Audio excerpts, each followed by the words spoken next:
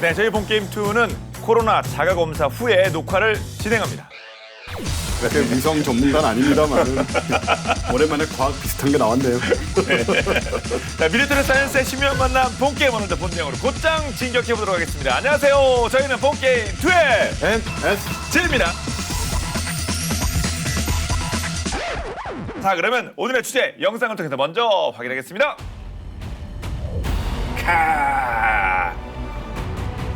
이렇게 뭔가 이제 불을 뿜고 뭐 하늘로 이렇게 치솟는 게 나오고 우주공간 나오면 딱 우리 또 원쌤이죠. 네.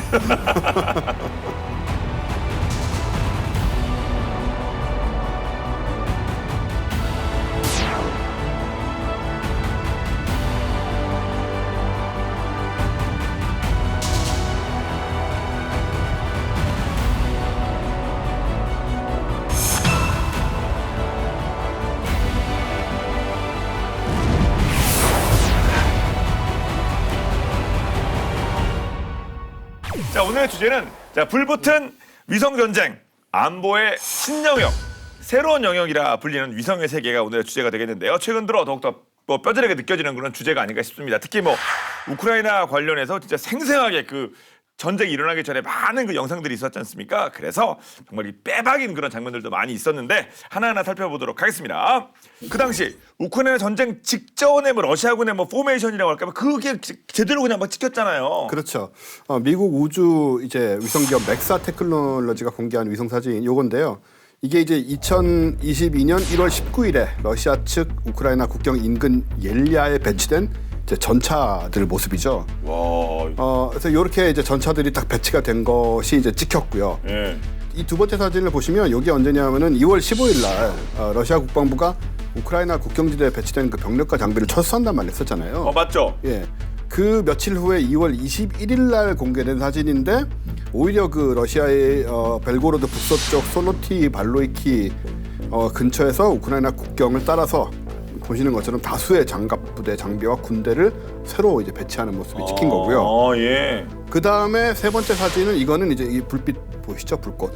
예. 요건 이제 러시아가 우크라이나에 대한 공세를 강화를 하면서 주택가로 추정되는 곳에서 이제 폭격이 감지가 되는 위성 사진입니다. 철수 우리 한다라고 했는데 오히려 추가 투입되는 게 찍히고 우리는 민간인 지역에 어떠한 공격을 가한 바가 없다라고 했는데 이거 딱 찍히면 그렇죠. 그 진짜 말 그대로 앞서 말씀드린 빼박 아닙니까 이게 이런 게 증거가 있는데 그 좀 전에 이제 원선생님 설명해 주신 사진들이 보면 굉장히 선명하잖아요. 그쵸. 이게 전차인지 대략 전차의 종류까지는 몰라도 이 전차나 장갑차나 식별이 가능할 정도로 선명한데 사실은 옛날에 민간위성 사진은 이렇게 선명하지가 않았어요.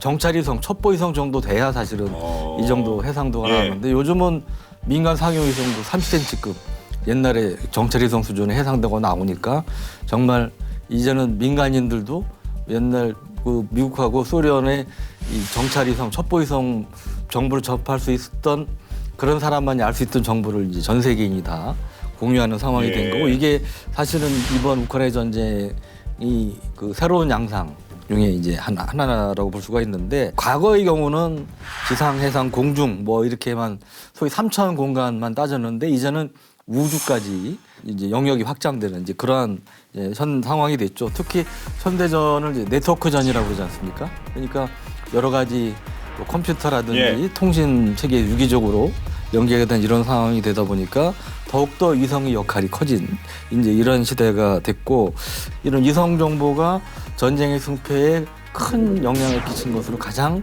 사실은 널리 알려진 게 이제 걸프전이죠. 51년 걸프전 때 보면 이라크가 사실은 군사력이 떨어지는 소위 허접한 수준의 그런 나라가 아니었어요. 당시 군사력이 세계 4위로 평가가 됐었습니다. 그런데 불과 한 달도 안 돼서 미국에 거의 TKO 패했다시피 하지 않았습니까? 이라크의 일방적인 이러한 이제 패배는 사실은 이 위성 정보에 있어서 미국에 절대적으로 뒤졌기 때문에 이제 그런 영향을 끼쳤다는 얘기도 많이 나오는데 미국이 냉전 시절에 이제 사실은 소련과 경쟁하면서 다양한 위성을 발전시켰죠. 소위 정찰 위성, 사진 촬영 위성도 있고요. 그 다음에 GPS 위성 그리고 전파 탐지 위성. 그 다음에 우리가 미사일 발사들을 조기에 탐지할 수 있는 조기용보 위성. 이걸 이제 DSP라고 그러는데 이런 거에 또 이제 중요한 통신에 있어서 중요한 역할은 통신위성 이런 것들이 사실은 이라크의 움직임들을 면밀히 이제 감시를 할 수가 있었고 그래서 이라크군 동향뿐 아니고 91년 1월 16일 밤 12시에 이제 이라크에 대한 공습이 본격적으로 시작이 됐다고 하는데 거기를 전후해서 이라크군 병력 움직임 외에 후세인의 기침 소리까지 다 감시를 했다 이런 얘기까지 나올 정도로 온갖 위성을 이제 풀 가동해서 각종 이제 정보를 수집하고 그다음에 이제 공격을 할 때 이제 활용을 했는데 예를 들면 당시에 조경보 위성 DSP 위성을 5개를 보유하고 있었는데 이게 뭐냐면 36,000km 고공이 이제 정지 궤도 위성이라고 그러지 않습니까? 그러니까 일정 위치 상공에 이제 고정된 그런 위치에 있는 건데 이게 이제 미사일이 봤을 때 생기는 열을 탐지해서 미사일 발사를 이제 감지하는 그런 건데 이게 12초 간격으로 목표 지역의 미사일 발사를 이제 탐지를 해서 이제 노라드 국립항공사령부라든지 이런데 전파를 이제 했고요. 이런 걸 통해서 이제 다국적군 공격에 도움을 준 게 있고 또 하나는 이제 KH-11 위성 또 보다 개량된 게 이제 KH-12 위성이 있는데 KH가 이제 키홀 열쇠 구멍이라고요. 근데 이 해상도가 옛날에 뭐 30cm급이었지만 이제는 15cm급으로 낮아졌다고 합니다. 지금 아주 흥미로운 이제 사진을 보고 계시는데 이게 이제 키홀 KH-12 위성이 이제 해상도가 10에서 15cm라고 얘기를 해요. 그러면 10에서 15cm면 이 정도로 식별이 가능하죠, 사람이랑. 근데 20cm만 넘어도 이렇게 식별이 안 되는 겁니다. 50cm급은 뭐 아예 그냥 뭔지 흔적조차 알기 힘든 이제 그런 상황이고요. 그러니까 10대, 20대, 40대, 50대 시력은 우리는 이렇게 좀 뿌옇잖아요, 저거. 눈앞에 있는 게 안 보이잖아요, 저. 아니 전 MC는 아직 50대 아니지 않나요? 저도 50대 했죠. 아, 그런가요, 저도 벌써? 이제 합류했습니다. 저도 뿌예요, 이거. 이게 이제 미 정찰 위성 해상도 계속 높아져서 지금도 이제 기사는 다 15cm급으로 나와요. KH-12가. 근데 제가 듣기로는 그게 이제 거의 5cm급으로 높아졌다고 하더라고요. 그러니까 해상도가 정말 지금 상상을 저기 초월할 정도로 광학 높아졌다. 망원경이랑 카메라 기술을 보면 대충 상상을 해볼 수 있거든요. 이건 뭐 비밀이겠지만 지금 나오는 이 망원경 카메라 기술은 충분히 5cm 이하로 잡을 수 있을 거예요. 와, 이게 5cm면은 뭐 남녀 구분 뭐 저렇게 보이는 겁니다, 거의. 그냥 진짜 그럼 사진. 보통 이제 정찰 위성 무게가 한 1에서 한 3톤 정도 됩니다. 그러니까 작지가 않죠, 사실은. 굉장히 큰 대형 위성인데 KH 시리즈는 그 중에서도 커요, 굉장히. 그래서 길이가 뭐 19.5m에 직경이 3m고 무게는 이제 KH-11이 13.5톤인데 KH-12에 이르러서는 19.6톤으로 더 상당히 커졌습니다. 그러네요. 그래서 지금 76 위성은 아마도 이보다 더 커졌을 가능성이 있다고 보여지는데 이 KH 계열 위성의 특징 중에 하나는 보통은 뭐 500에서 700km 그 어간에서 이 궤도를 도는데 필요할 경우는 이제 좀 더 정밀한 사진을 찍어야 되겠다 싶으면 궤도를 더 내려올 수가 있어요. 그래요? 예. 지구에 접근도 하고 막 그래요? 예, 그러니까 대기권 내까지는 못 들어오고요. 네. 그러니까 대기권 위에, 그러니까 100km 이상. 근데 뭐 100에서 200km 내까지도 이제 내려오는 만큼 초정밀 촬영이 가능한데 문제는 이렇게 내려오면 상당히 힘이 듭니다. 힘을 빼야 돼요. 그러니까 위성의 수명이 단축이 되는 거죠. 대신에 한반도 같으면 2, 3차례 정도 북한 지역 지나면서 찍는 걸로 알려져 있고 일반적으로 뭐 4에서 6차례, 뭐 기상이 안 좋으면 2, 3차례 정도 지나면서 이라크 군의 동향을 이제 감시를 해서 미군한테 알려주는 역할을 했다고 하고요. 그 외에 뭐 전투기를 비롯한 항공기의 비행 경로라든지 토마호크 순항 미사일이 다 입력된 지도를 따라서 비행을 하는데 그 정확한 지도를 만드는 데 있어서도 역시 이제 위성 정보들이 이제 중요한 역할을 했다고 볼 수가 있습니다. 이게 근데 앞에 그 KH 계통 위성 조금만 더 설명을 드리자면 이게 보면은 길이가 20m에 직경 3m니까 우리가 알고 있는 위성의 모습이 아니죠. 아주 길잖아요, 얇고. 우리 보통 아는 위성은 이렇게 사각형으로 생겨서 이렇게 뭐 붙어 있는데, 그렇죠. 이 아주 얇고 긴 형태로 된 걸 생각해 보시면 여기에 이제 망원경 구조하고 그 다음에 이제 엔진 구조 같은 게 달려 있다는 걸 우리가 생각해 볼 수 있거든요. 그래야지 이제 땅을 세밀하게 찍을 수 있고 그런 다음에 아까 100km 내려왔다가 다시 올라가야 되잖아요. 이럴 때 이제 엔진 추력이 필요하거든요. 사실 100km에서는 궤도 운행을 돌 수가 없어요, 원칙적으로는. 그래서 엔진으로 내려왔다가 엔진으로 다시 올라가야 됩니다. 그러니까 이런 걸 다 갖고 있어야 되기 때문에 무거울 수밖에 없고 길 수밖에 없고 클 수밖에 없는 뭐 그런 구조로 돼서 좀 많이 다르고요. 우리가 아는 위성하고는. 그럼 뭐 GPS 위성 이런 것들은 그냥 뭐 기본이어서 뭐 어디 뭐 명함 내밀 것도 없겠는데요? 이제는 완전히 뭐 기본 진짜 예. 기본이고요. GPS 위성 같은 경우에는 이제 이게 처음 공을 세운 게 걸프전 때 90년대 초였죠. 이때 이제 그 전까지는 GPS라는 게 뭐 거의 없다시피 했는데 이때 이제 16개의 미국의 GPS 위성이 떠 있었고 당시에 GPS 수신기는 우리는 다 핸드폰은 이 GPS 수신기잖아요, 지금은. 근데 그때는 그런 시절이 아니니까 1.35kg 정도 되는 이런 덩어리였어요. 아, 우리 그 당시에 벽돌 핸드폰 그 정도 됐을까요? 예, 그거나 그 이상 정도의 이런 네. 무게인데 그래도 이제 당시로서는 작고 군복 주머니에 들어갈 정도 크기였는데 벽돌 핸드폰도 우리 다 여기 양복 안에 넣고 다녔잖아요, 우리 다 이렇게. 어떻게든 넣으면 들어가죠. 예, 들어가기 뒷주머니에 위해서. 넣고 막 다녔는데 우리가. 예. 그때 당시로서는 굉장히 혁명적으로 작은 거였고 또 25m 정도 내외의 위치 정확도를 제공해줬어요. 엄청 정확한 거 아닌가요? 당시로서는 정확하죠. 지금으로서는 정확하다고 할 수 없지만 네. 그래서 이제 걸프전 기간 내내 사막 지형에 이제 익숙하지 않잖아요. 그리고 지형 봐봤자 어딘지도 모르고 이제 미국인들이 가서 근데 이런 연합군한테 이제 상호간의 위치 조정해주고 또 내 위치 알 수 있고 또 비행 조종사들의 이제 구조 활동할 때나 또 목표물의 발견하고 보고하고 이럴 때 아주 효율적으로 사용이 됐죠. 예, 걸프전이 1991년이었으니까 와 그럼 지금 뭐 또 수십 년 지난 지금은 그럼 뭐 하고 싶은 거 뭐 다 하겠는데요? 군용을 우리가 만약 쓸 수 있다면 뭐 차선 어디에 있는지도 다 정확하게 나올 정도라고 생각하시면 돼요. 예, 거의 목적지에 도착했으니까 안내 종점 다음도 그 뭐 좀 찾아야 되잖아요. 거기서부터 요즘 조금 다르기도 하고 뭐 그렇잖아요. 오차가 근데 좀 있는데. 예, 요 실제로 군용의 해상도는 8차선으로 가면 그 어느 차선에 내 차가 있는지도 다 확인이 될 정도의 그 정도 정밀도를 갖고 있다고 얘기를 하고 있고요, 지금.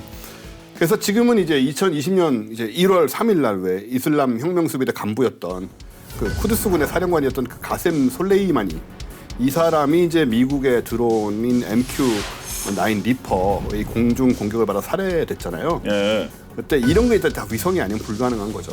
그 MQ-9 리퍼는 목표를 그 임기 표적 방식으로 제거를 하는데 이건 뭐냐면은 목표를 사전에 정해 공격하는 게 아니고 실시간으로 표적의 움직임을 감시하다가 적절한 시점에 됐다 싶으면 타격을 하는 거거든요. 그래서 리퍼 기수 앞부분에 이제 달려 있는 위성용 광학 카메라가 있습니다. 요거 이제 목표물을 식별할 수 있고 야간 투시도 가능하고 일단 어떻게 하는 거냐면 작전 지역을 촬영을 하고 그럼 이제 이 사진을 위성을 통해서 미국 본토의 네바다주 크리치 공군 기지로 지상 작전 통제부가 있거든요. 거기를 보내게 되면 거기서 이제 드론 전략팀이 이제 모니터를 통해서 실시간으로 이제 상황을 보고 위성으로 전송돼 오는 사진을 보면서 작전 지역 상황을 보다가 적이다 하고 원격으로 드론을 조정해서 타격을 하는 거예요. 예. 이게 이제 가능하려면 이제 위성 시스템이 없이는 불가능하죠. 근데 어떻게 그렇게 뭐 핀셋 또 뭐 핀포인트 이렇게 타격이 가능할까요? MSTS라고 해서 최첨단 관측 표적 확보 장치라는 게 있는데 이것 등을 탑재를 해서 이제 원하는 표적을 핀포인트 어택, 소위 쪽집게 타격이 가능하도록 이렇게 돼 있다고 그러고요. 그러니까 이게 이제 핀포인트 어택이 가능하니까 사실은 이제 민간인 지역 내에 있는 목표물을 때리면 잘못하면 오폭하면 민간인 피해가 많이 생길 수 있는데 그거를 줄일 수 있는 장점이 있던 거죠. 네. 그리고 또 세계 또 다른 강대국들도 뭐 치열하게 된 경쟁을 벌이고 있겠죠. 그렇습니다. 지금 아직까지는 미국이 그래도 예. 단연 군사 위성 분야에서 앞서가고 있는데 이제 러시아라든지 중국, 특히 중국의 추격이 아주 맹렬하죠. 그래서 미국 같은 경우는 아까 말씀드린 통신 위성, 정찰, 뭐 조경보 위성, 뭐 항법 뭐 여러 가지 이제 위성들 한 140여 개 이상을 지금 갖고 있는 것으로 군사 위성만요.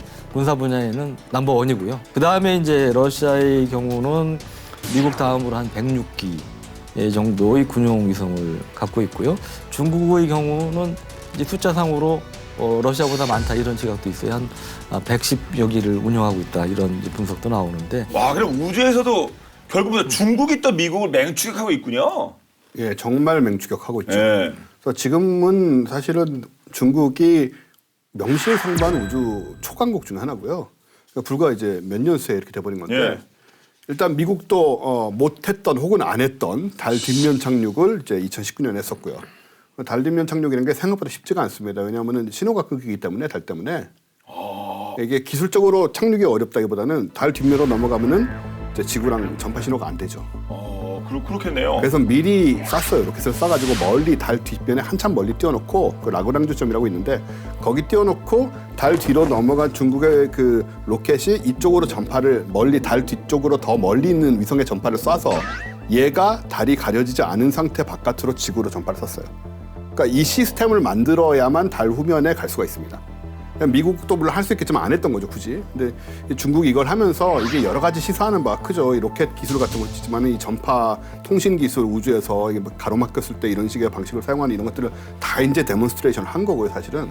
그 다음에 이제 2021년 5월에 화성 탐사선도 사실 도착을 했죠. 그래서 착륙을 했어요, 실제로. 네. 바퀴는 없는 거지만 착륙을 해서 미국이나 마찬가지로 지금 화성 표면에 내려 있는 상태고요. 데이빗 톰슨 미 우주사령부 부사령관이 작년 12월에 인터뷰를 했는데 현재 미국이 여전히 우주 분야에서 세계 최고 수준이지만 중국이 이미 미국보다 2배나 더 많은 위성을 매년 발사하고 있고요. 만약 미국이 자체의 우주작전 접근법을 수정을 하지 않으면 10년 후에는 중국이 미국을 앞설 것이다 라고 얘기할 정도로 이게 굉장히 사실입니다. 지금 그런 상태고요. 중국이 올해 이제 2022년 완공을 목표로 독자 우주정거장인 텐궁을 건설하고 있는데 이것도 역사가 깁니다. 텐궁 1, 2 지금 이제 3라고 볼 수 있어요. 근데 이 텐궁은 지금 미국이 주축이 됐던 그 국제 우주정거장 ISS가 지금 꽤 오래됐죠, 올라간 지. 얘가 이제 퇴역을 앞두고 있거든요. 사실 떨어뜨릴 겁니다. 얼마 전에 떨어뜨릴 거라고 얘기가 나왔는데 그럼 이제 새로운 우주 정거장의 역사를 이제 중국이 이어가게 되는 그런 상황이 되고, 그다음에 작년 6월에 중국의 독자 GPS 위성 시스템인 이제 베이더, 이거 북두죠, 북두. 북두가 완성이 됐습니다.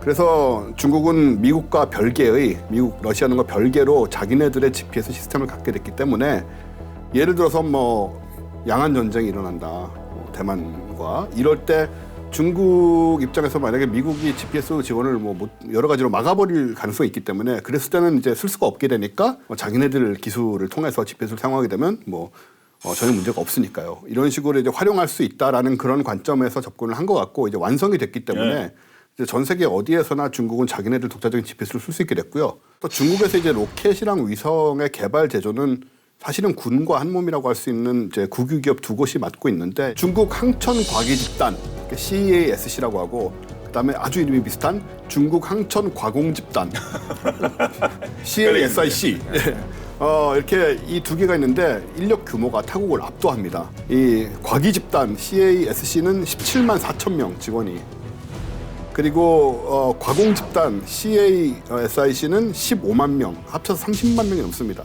로켓 기술을 하는 회사 둘이 합쳐서 30만 명이에요, 직원이. 그러니까 중국은 보통 우리보다 0이 하나나 두 개 더 붙는다고 그러는 게 참 여기도 해당이 되네요. 예. 그래서 사실 나사가 우리가 크다고 하지만 나사 직원은 18,000명밖에 안 되거든요. 그러니까는 17배 뭐 이런 수준이고요. 그다음에 일본에 이제 작사라고 나사 역할을 하는 곳이 있는데 이 작사는 1,600명. 그러니까 이 규모를 알 수가 있고 이 규모에서 나오는 그 힘이라든가 이런 것들을 절대 무시할 수가 없죠. 그래서 앞서서 무슨 뭐 부사령관이 뭐 10년 후에는 중국이 미국을 앞설 10년 안 걸리겠는데. 안 걸릴 수도 있습니다. 굉장히 발전해 있어요. 인원이 이 정도면 뭐 장비라든가 어떻게 뭐 예산이라든가 엄청 클 텐데요. 와. 모든 전쟁은 앞으로 우주에서 시작될 것이다 이런 얘기도 있는데요.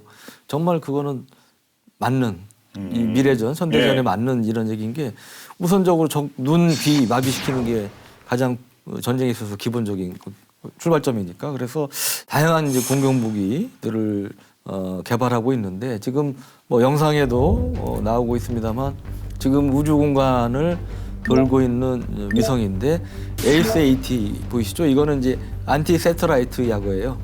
대위성 무기가 지금 이게 이제 탄도 미사일이 발사가 된 겁니다. 미사일이 발사돼서 지금 우주 궤도를 돌고 있는 위성을 명중시킨 그러한 시뮬레이션 영상인데 2019년에 그 인도가 미국, 중국, 러시아에서 세계에서 네 번째로 미사일로 위성을 요격하는 데 성공을 합니다. 그 영상인데요. 보통 지구 궤도를 초속 7km 이상으로 도는데 지상에서 보통 저궤도 위성, 아직까지는 수백 킬로미터 상공에 있는 저궤도 위성을 요격할 수 있는 수준인데 한 3, 4분 내에 타격할 수 있는 이제 그런 능력을 갖게 되는 거고요. 미사일에 의해서 요격을 하는 경우도 있지만 그 외에 뭐 다른 수단이 여러 개 있을 수 있죠. 예를 들면 레이저 광선이 아직은 위성을 파괴할 정도 이력은 안 되지만 점점 레이저 무기 유력도 강해지고 있으니까 앞으로는 영화에 나오듯이 지상에서 레이저 광선을 쏴서 수백 킬로미터 이상에 있는 적 위성을 파괴할 수 있는 이제 그러한 능력을 이제 갖게 될 것이고요. 이미 일부 국가에서는 러시아라든지 뭐 중국조차도 보면 이 적 위성을 파괴할 정도는 아니지만 레이저 광선으로 마비시킬 수 있는 이런 테스트에는 성공한 것으로 그렇게 알려지고 있습니다. 지난해 이제 7월 25일에 이제 유럽 우주국 여기서 이제 쏜 인공위성 센티넬-1이 이제 우크라이나하고 인접한 러시아의 로스토프 지역을 지나다가 이 센티넬-1에 탑재된 지상 관측용 레이더가 이 고출력, 이 고주파에 의해서 전파 교란을 당한 적이 있어요. 네. 그러니까 그때 아마 러시아에서 그런 대위성 요격 무기 이 고주파를 활용한 그것을 테스트한 것이 아니냐 이제 그런 해석도 나오고 있죠. 촬영 영상에 이렇게 뭐 녹색, 황색 이런 줄들이 쭉쭉 그어져 가지고 사진으로 이 형상을 식별하기 어려운 이제 그런 결과가 초래됐다고 그러고요. 중국의 경우도 이제 그런 사례가 있는데 2020년 10월에 인도하고 이제 분쟁 지역에 이제 카슈미르 라다크라는 데가 있는데 여기 인도위성이 이제 정확히 감지를 못하도록 이동식 제머를 진입을 시켰다고 합니다. 그리고 중국이 아시다시피 남중국해에 7개 이상 인공섬 만들었잖아요. 네. 인공섬에 뭐 활주로도 만들고 그랬는데 미스치프하고 퓨어리 크로스 암초라는 데가 있는데 여기에 이런 위성용 제머가 설치된 것으로 지난 2018년에 위성 사진을 통해서 확인이 됐었다고 합니다. 네. 이렇게 뭐 군사 목적의 위성의 경쟁이 아주 그냥 뜨거운데요. 근데 또 동시에 민간 기업이 우주 시장에 나서는 뉴 스페이스 시대, 뭐 우주 마케팅이 요즘 뭐 또 이렇게 많이 뜨고 있다고 하는데요. 위성을 타고 또 우주로 떠나는 이거 참 돈 많이 들 것 같은데 이 특별한 서비스들이 속속 등장하고 있다고 하는데요. 그중 하나를 본방야사에서 픽했습니다. 어떤 내용일지 저희의 픽 보시죠.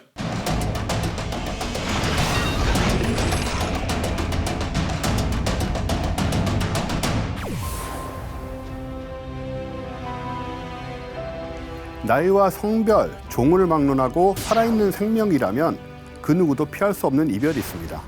바로 죽음인데요.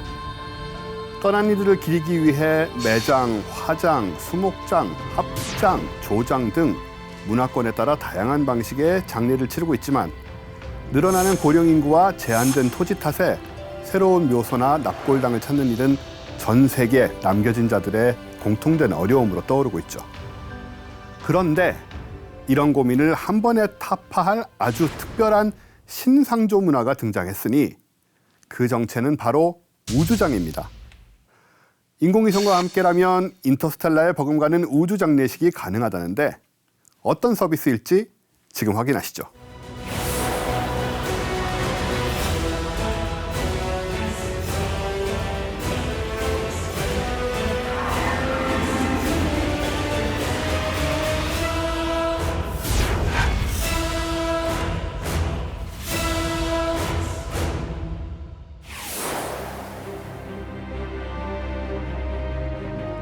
우주장이란 죽은 사람의 유골이나 DNA 샘플을 캡슐에 담아 우주로 보내는 추모 행위를 말하는데요.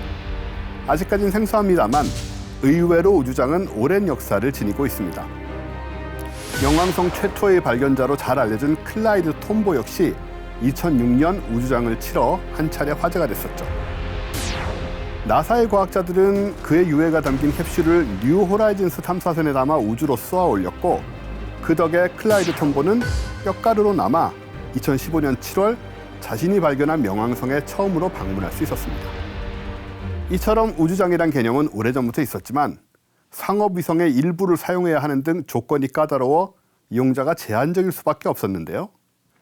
그러나 최근 미국, 일본, 스위스 등 네로라 하는 위성 분야 강국들이 우주장 사업에 뛰어들면서 우주장례 전용 위성을 쏘아 올리기 시작한 것이죠. 그 덕에 과거에 비해 우주장의 접근성이 높아지게 되었으니 전직 나사 출신의 직원들과 장례 전문가가 모여 설립한 엘리시움 스페이스는 우주장을 대표하는 기업 중 하나인데요. 이들이 개발한 납골 위성은 한 변의 길이가 불과 10cm 정도인 정육면체 모양의 우주 장례 전용 위성으로 최대 480여 개의 캡슐을 실을 수 있다고 알려져 있습니다. 캡슐당 300만 원 가량의 비용이 드는데 죽은 이의 뼈를 태운 재나 혹은 유해의 일부를 담은 캡슐을 납골 위성에 실어 우주로 보내는 방식이죠. 이렇게 올라간 위성은 꼬박 2년 동안 지구 궤도를 돌게 된다는데요. 그동안 유족들은 스마트폰을 통해 위성이 어디를 돌고 있는지 실시간으로 확인할 수 있다는 점도 우주 장만의 매력으로 꼽히고 있습니다. 그렇게 궤도를 돌던 납골 위성은 대기권으로 떨어지면서 별똥별이 되어 우주에 뿌려지는데요. 아직은 멀게만 느껴지는 이 실험적인 서비스를 과연 누가 이용할까 싶지만 의외로 우주장을 치르려는 사람들로 각국에서 치열한 티켓팅이 벌어지기도 했었습니다. 그 대열에는 애니메이션 은하철도 999의 저자인 만화가 마스모토 레이지도 함유돼 있는데요.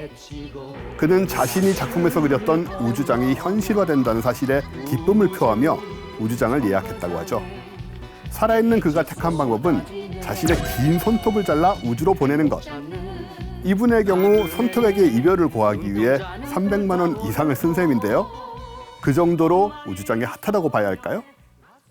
그런데 우주장을 향한 러브콜은 이제 인간을 넘어 반려동물 시장에까지 번지고 있으니 반려동물만을 위한 우주장 전문 업체도 등장한 것. 무지개 다리를 건넌 반려동물에게 죽어서나마 최고의 안식처를 선사하고 싶다는 이들의 마음을 저격하며 인기를 끌고 있는데요. 이 회사에서는 반려동물을 위한 각종 우주장 서비스를 제공해 화제가 됐습니다. 먼저 무중력을 경험할 수 있는 수준의 궤도까지 올라간 뒤 다시 내려오는 지구 도지 서비스는 유해를 돌려받을 수 있다는 장점에서 주목받고 있는데요. 가격도 상품 중 가장 저렴한 약 300만 원 정도죠. 그 외에 대중적으로 인기를 얻고 있는 상품은 지구 궤도라고 불리는 서비스라는데요. 지구 궤도는 인간의 우주장과 마찬가지로 유해가 담긴 과학위성이 로켓과 함께 지구 궤도를 돌다 대기권으로 떨어질 때 불타 없어지는 방식의 장례 문화입니다. 지구로 귀환하지 않고 우주에서 소멸하는 이 방식은 약 4,996달러, 한화 600만 원에 육박한다고 하네요. 그런가 하면 달에 가서 반려동물의 유해를 묻어주는 루나라는 서비스나 지구와 달을 넘어 심우주까지 보내는 보이저 서비스도 있는데요. 더 많은 기술력을 요구하는 만큼 가격 상승도 당연지사. 서비스 이용 금액만 약 12,500달러라고 하니 우리나라 돈 약 1,500만 원에 다다르는 셈인데요. 미국의 스티브 먼트라는 한 남성은 자신이 키우던 반려묘 피카츄의 유해를 우주로 보내 보다 자유롭게 해주고 싶었다는데요. 그는 피카츄의 장례 비용 약 5,000달러를 마련하기 위해 고펀드미라는 모금 사이트에 우주장과 관련된 글을 게재했고 이 글은 삽시간에 수많은 사람들의 관심을 끌게 되죠. 그 결과 먼트는 그토록 바라던 피카츄의 우주장을 치를 수 있었습니다. 우주를 동경하던 이들에게 가장 현실적이고 로맨틱한 장료법으로 사랑받는 우주장. 인공위성 덕에 우주는 우리 삶 속 상당히 가까운 거리에 자리하게 됐는데요. 별이 되고 싶은 인류의 꿈과 소망을 이뤄주는 특별한 위성 서비스였습니다.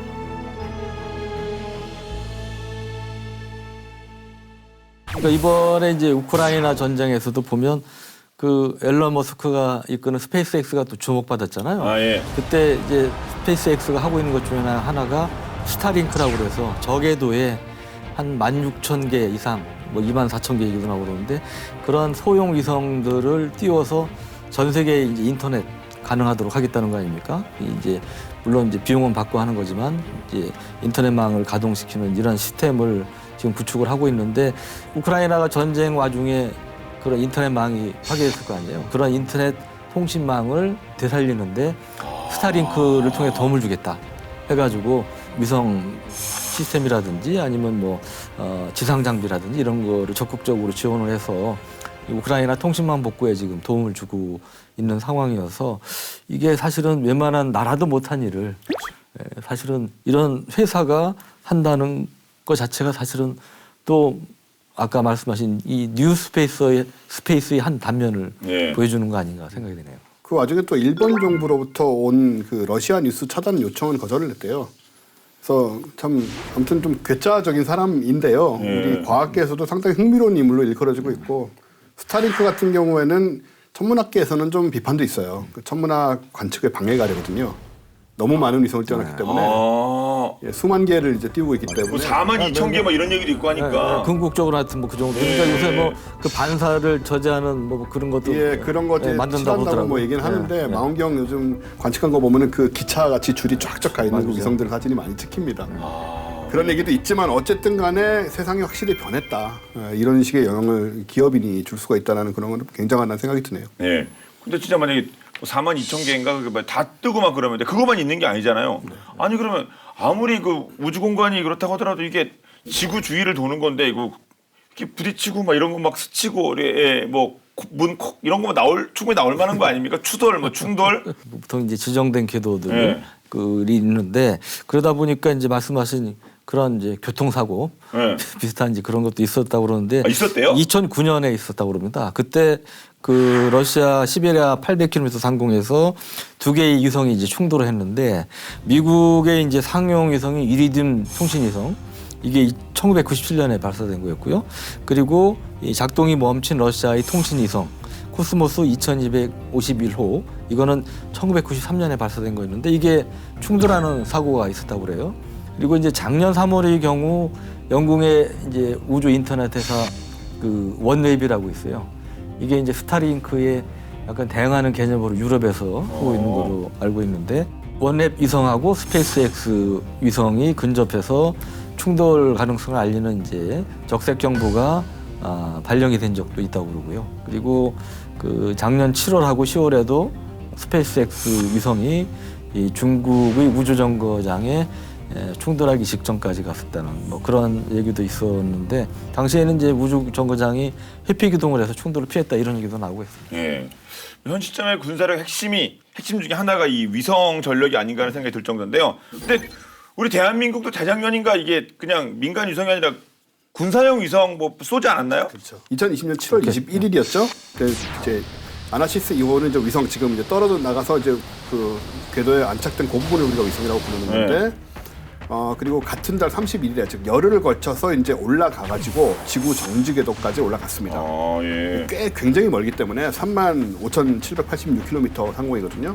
정지가 아니고 정확하게 말하면 지구 자전 속도하고 똑같은 속도로 움직이게 되는 거죠. 그래서 우리나라는 이제 세계 10번째 군사 위성을 보유한 국가가 됐고요.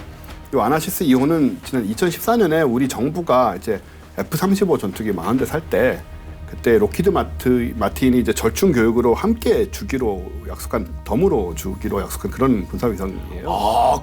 그렇게 된 거예요. F-35 사면서. 네네 많이 사니까 이제 좀 껴준다. 뭐 이렇게. 더 줄까 뭐 이런 거 아닙니까? 예. 군사 위성 이렇게 해가지고 가져온 건데 어. 요거 제작은 에어버스사가 제작을 했고요. 그다음에 스페이스X에 이제 발사를 이제 맡기게 됐고 방금 보신 그 팰컨 9 로켓 스페이스X가 많이 쓰고 있는 그 로켓으로 발사를 해서 그러니까는 기술적으로는 우리 건 아니에요.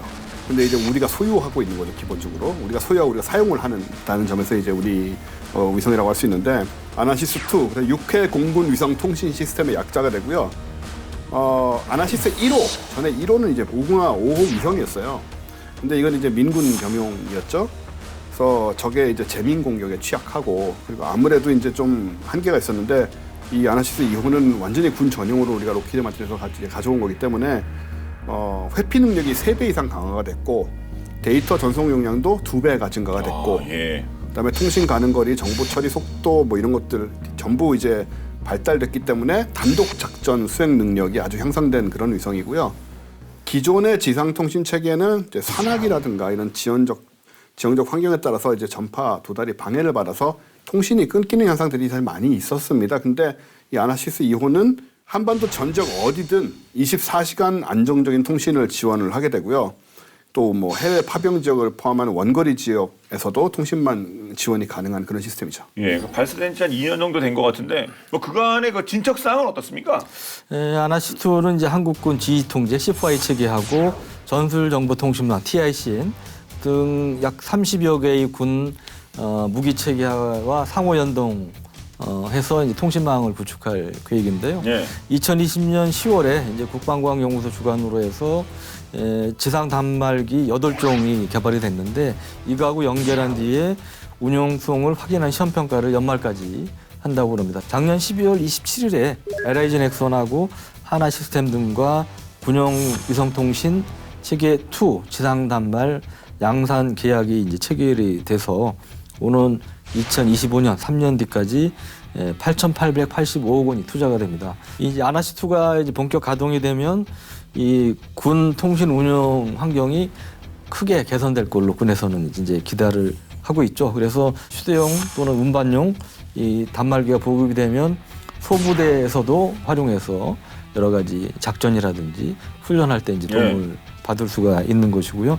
또 장갑차 등 차량에도 탑재가 되죠. 그래서 이러한 이제 차량용 단말기를 활용하면 기동 중에도 역시 위성 통신을 할 수 있는. 그러니까 예를 들어 이제 원자력 추진 잠수함을 보유하게 된다. 그러면은 지금 우리 장보고 3에도 이 탄도미사일들 첨부투를 개조한 탄도미사일들이 이제 탑재가 되고 있지만 좀 더 큰 잠수함 발사 탄도미사일 SLBM을 탑재하게 될 거고 할 수 있고 그러면 당연히 사정거리도 더 길어질 수가 있는데 그 유도라든지 그다음에 탄착이라든지 이런 거에 대한 도움을 이제 받을 수도 있고요. 네. 또 하나가 이제 해군이 이지스 구축함 2차 사업, 차기 이지스함 사업이라고 그래서 세척을 이제 추가로 2023, 4년쯤부터 이제 도입을 하게 되는데요. 그때도 지금 해군은 목표가 탄도탄을 요격할 수 있는 SM-3 요격 미사일을 도입할 계획을 갖고 있습니다. 아직 확정된 건 아닌데 마찬가지 이것도 운용이 있어서 도움이 이제 될 수가 있는 그런 부분이 있고요. 특히 SM-3는 이제 특기할 것 중에 하나가 이게 워낙 높은 고도까지 요격을 할 수가 있어요. 뭐 SM2 블록 1B는 700에서 800km도 얘기하고 그러니까 800km면 웬만한 적에도 위성은 잡을 수 있는 거죠, 사실. 그러니까 이제 그런 면에서 위성 요격 무기로도 쓸 수가 있고 이런 것들이 우리 영역이 이제 넓어지는 거죠. 미사일이든 뭐든 영역이 넓어지는데 그런 이제 우주를 활용한 인공위성 네트워크가 구축이 되면 이제 그런 면에서도 도움을 받을 수가 있겠죠. 근데 그 우리 나라가 세계 10번째 군사 위상 보유국 아닙니까? 그러면 앞에 9개 나라가 어떤 그 동료들이 있는 걸까요? 네, 일단 뭐 우리가 쉽게 생각할 수 있는 미국, 러시아, 중국, 인도. 아, 인도. 예, 아까도 뭐 약간 뭐 미사일 뭐 이런 게 나왔었지만요. 그다음에 영국, 영국, 프랑스, 독일, 이탈리아, 일본. 아, 이렇게 딱 9개. 네. 한국 그리고. 네, 한국까지. 예. 좀 북한은 뭐 당연히 없을 것 같은데 북한은 뭐만 하면 뭐 이게 뭐 ICBM이니 뭐 위성이니 뭐 이런 얘기도 계속 나오잖아요. 그렇죠. 초기에는 이제 대포동 로켓을 활용을 했고 그 뒤에는 은하, 광명성 로켓을 써서 올렸는데요. 근데 엄밀하게는 이제 로켓 명칭은 은하고 위성이 이제 광명성인데 근데 그동안에 정상적으로 작동되는 위성은 없습니다. 다만 위성 형태의 물체를 2개는 궤도에 올리는 데는 성공을 했어요. 가장 최근 2016년 2월에 있었고 작동은 안 합니다. 북한은 작동한다고 주장하지만 영어는 그래서 인공위성을 궤도에 올릴 수 있는 능력은 어느 정도 갖춰졌다고 보고요. 그러면 얼마 전부터 북한이 이제 정찰위성 계속 띄우겠다고 그러지 않습니까? 그래서 아마 이제 4월 15일 김일성 생일 110주년을 전후로 해서는 그게 뭐 화성 17형 ICBM이 됐든 아니면 새로운 장거리 로켓이 됐든 정찰위성을 띄울 가능성이 적지 않다고 전문가들은 보고 있는데 그 화성 15형 같은 경우도 최대 사거리가 13,000km 된다고 그러잖아요. 미국 전역을 커버할 수 있는 능력이 되니까 1, 2단 로켓 추진 능력이나 이런 거는 인공위성을 띄울 수 있는 능력을 어느 정도 갖췄다고 보고요. 근데 정찰위성이 되려면 해상도가 3cm 이하는 돼야 그래도 상당히 효능을 발휘할 수가 있는데 북한이 최근에 공개한 사진들 보면 그렇게 선명한 사진이 없어요. 그래서 북한이 그 정도 해상도를 갖는 정찰위성을 띄울 수 있을까? 만약에 띄우더라도 아마 1m급 뭐 안팎 정도로 띄웠을지 않을까 제 개인적인 추측인데 그런 이제 생각은 들고요. 다만 북한 입장에서 가장 지금 아쉬운 것 중에 하나가 이 정찰위성 정보가 없다는 거예요.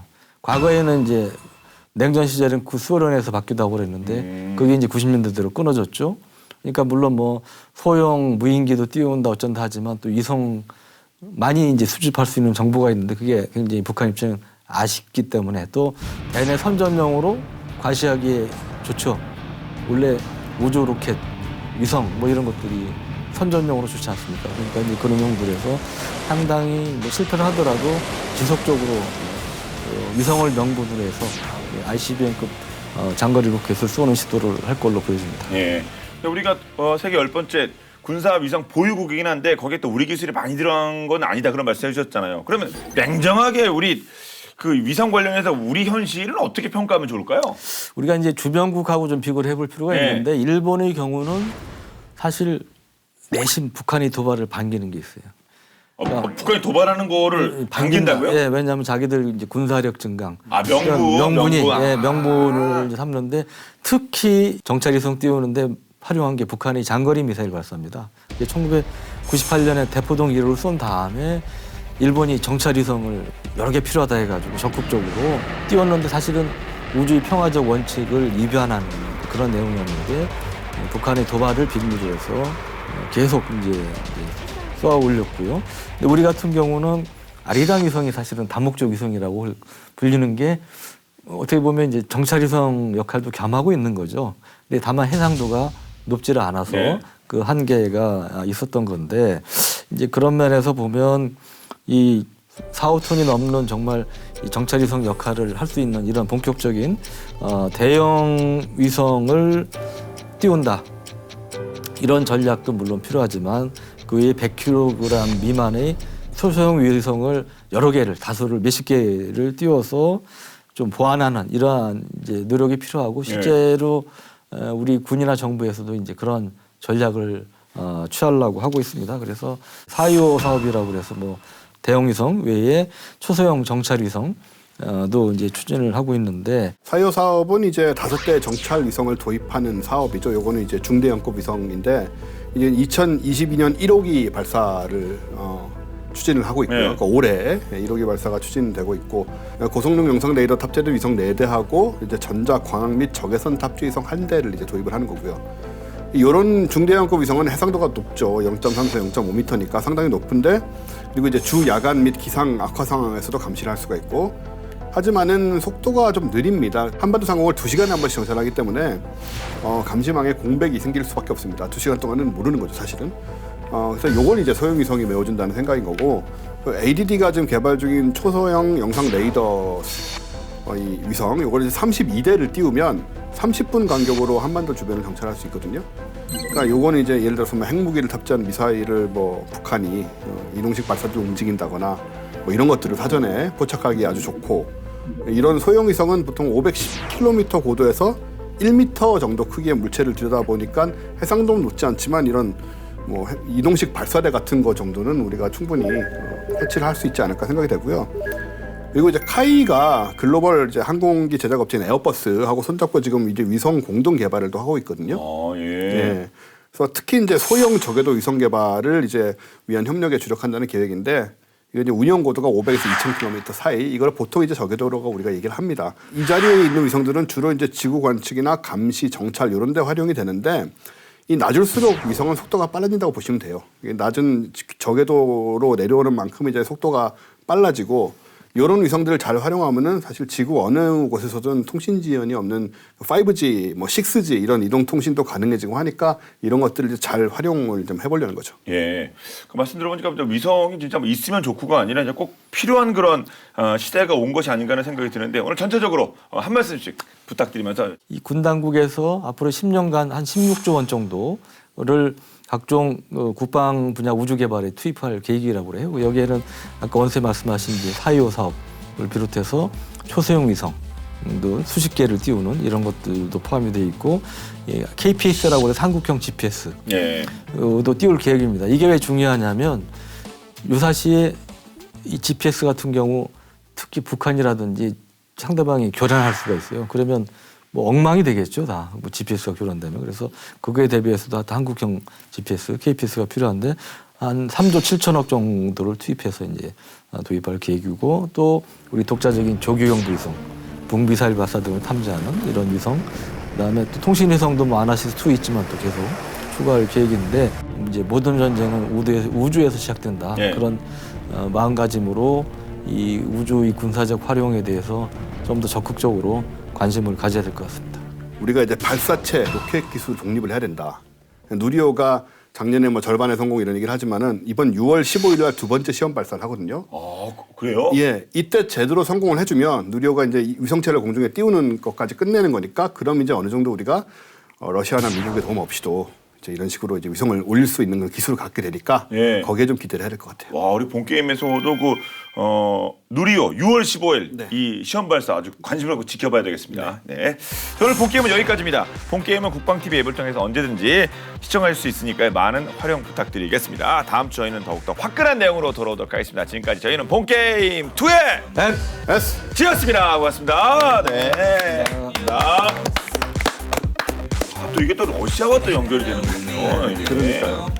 이 러시아가 싼 값에 많이 잘 해주거든요. 그래서 많이들 쓰는데 갑자기 이제 이런 상황이 생겨버리니까 지금은 뭐 그렇다고 갑자기 뭐 스페이스X로 바꾸고 뭐 이런 식으로 하기도 좀 어렵고.